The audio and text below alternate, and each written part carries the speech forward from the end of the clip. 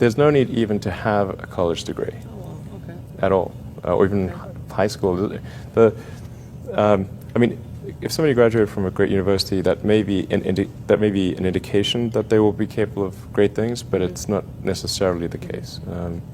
You know, if you look at, say, people like Bill Gates or Larry Ellison, Steve Jobs, these guys didn't graduate from college. Dropouts, yeah. But if you had a chance to hire them, of course, that would be a good idea. Yeah. So, you know, just looking just for evidence of exceptional ability, and if there's a track record of exceptional achievement, then it's likely that that will continue into the future. How I describe myself? Well, I mean, I seem to have a high innate drive, and that's been true even since I was a little kid. You know, I really had a very strong drive. Did all sorts of risky things when I was a kid that why did I do those things? They're crazy. I care a lot about the truth of things and trying to understand the truth of things.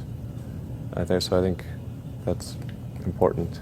You know, if you're going to come up with some solution, then the truth is really, really important, I think. I try to think of, I mean, it's difficult to obviously come up with like things that are praise for oneself, you know, or like, there's bad and good here, but I think like sometimes they're just like the things that seem quite clear and obvious to me, and I don't understand why they aren't so obvious to everyone. Sure. So how would you educate your 5 boys? Actually, I created a little school. Yeah. What kind of school? Could you describe to us? Sure. It's small. It's only got 14 kids now, and it'll have 20 kids in September. It's called Ad Astra, which means to the stars. That's maybe a bit different from most other schools, is that there aren't any grades. There's no like not grade 1, grade 2, grade 3 type of thing. I'm making all the children go in the same grade at the same time, like an assembly line. I know. You know, because some people love English or languages, some people love math, some people love music, and they have different abilities at different times. It makes more sense to cater the education to match their aptitudes and abilities. So I think that's one principle. Another is that it's important to teach problem solving, or teach to the problem, not to the tools. So this would be like, let's say you're trying to teach people about how engines work, or you know, you could start by a more traditional approach would be to say, well, we're going to teach you all about screwdrivers and wrenches, and you're going to have a course on screwdrivers, a course on wrenches, and all these things. And this is a very difficult way to do it. A much better way would be like, here's the engine. Now let's take it apart. How are we going to take it apart? Oh, you need a screwdriver. That's what the screwdriver is for. You need a wrench. That's what the wrench is for. And then a very important thing happens, which is that the relevance of the tools becomes apparent. So all your 5 boys are in that school? Yes. Until when? This is from I don't know. preschool So far to... it's only 1-year-old. But they like it. They like it? Yeah. And you want to keep them away from regular schools? No, I just didn't see that the regular schools they weren't doing the things that I thought should be done. Like, you know, those 2 principles, they weren't adhering to those principles. So I thought, well, let's see what we can do. Maybe creating a school will be better. And I actually hired a teacher from the school they were at, who also agreed with me that there was a better way to do it. Have they surprised you in a way of their innovative thinking? Yeah, it seems to be going pretty well. I mean, the kids really love going to school. I think that's a good sign. You know, I mean, I hated going to school when I was a kid. It was torture. So the fact that they actually think vacations are too long, like they want to go back to school. Wow. Yeah, exactly. That's weird. I know. Age or people like that, what is it you have in common with them? Well, I mean, those are pretty different personalities, you know, between Gates and Jobs and Ellison. Business and success? I think, you know, all 3 of those were technologists, but with different types of skills. You know, Jobs was obviously very good with aesthetics, and you know, he understood technology, of course, and he really understood what people wanted, even when they didn't know themselves. and he was not afraid to break boundaries. But like say, like Gates would probably be better at sort of raw engineering and technology than Jobs, but not as good on aesthetics.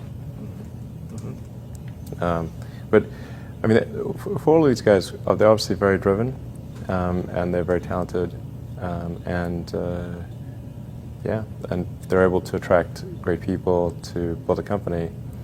But I mean, the ability to attract and motivate great people is critical to the success of a company, because a company is it's a group of people that are assembled to create a product or service. That's the purpose of a company.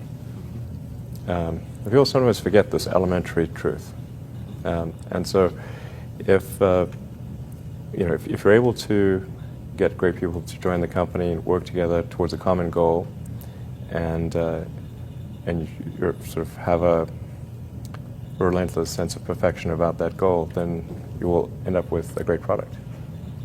And if you have a great product, lots of people will buy it, and then the company will be successful. Yeah. So really, it's pretty straightforward, really. I mean, yeah, that's the reason for it. I wouldn't say I'm fearless. In fact, I think I feel fear quite strongly.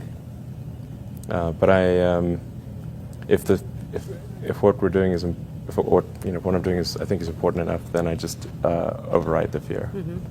So, but it's not as though I feel it like more strongly than I would like. And in which areas would you never go full risk if you still are fearful? Well, it really depends on the stakes. If the stakes are high, if it's really important, then I will overcome the fear and just do it anyway. Mm-hmm.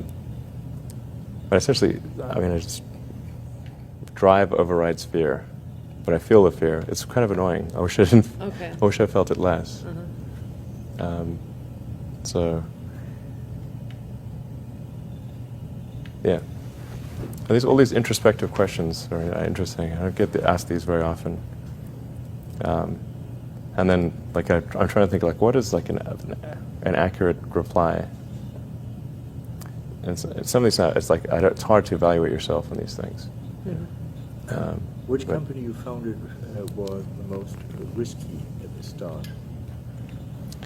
Well, probably SpaceX. I thought it had the lowest chance of success. I mean, I thought both Tesla and SpaceX would fail at the beginning. You thought? Yeah, so? sure. Really? Of course. But nevertheless, you put all your money in that. I expected to lose it. Well, technically, what I thought was, well, I'll take half the money from PayPal, and if I lose half of it, that's okay. But then, of course, the companies encounter difficulties, and then I have a choice of either let the company die or put all the money into the companies. And so I really didn't want the companies to die, so I put all the money in the companies. Yeah. And then I had to borrow money from friends to pay living expenses. Yes. What was your best idea ever? My best idea ever? Yeah. This is tricky. I suppose coming to North America was my best idea. Okay. Because I think these things would not have been accomplished almost anywhere else. It's really hard to start a company, but in particularly California, Silicon Valley is very conducive to startup companies, and so whenever I'd read books in South Africa, it would seem like the cutting edge of technology was in Silicon Valley, and so that's what I wanted to come and I wanted to move to this mythical place. Okay. And are there things you regret having done or for not having done so far? Well, there's lots of things that, when life is short, and there's lots of things that could be done that one can't necessarily do. And these really are introspective questions. I think, overall, I think I'm pretty happy with where things are. It's hard not to be, honestly. Yeah. I'd be yeah, things are in a good place right now, and I mean, I'd like to, looking ahead, I'd like to see humanity go beyond Earth and have people on Mars. That would be really great. And to see widespread adoption of electric vehicles and renewable energy. These are great things. And yeah, I think those would be really, really cool.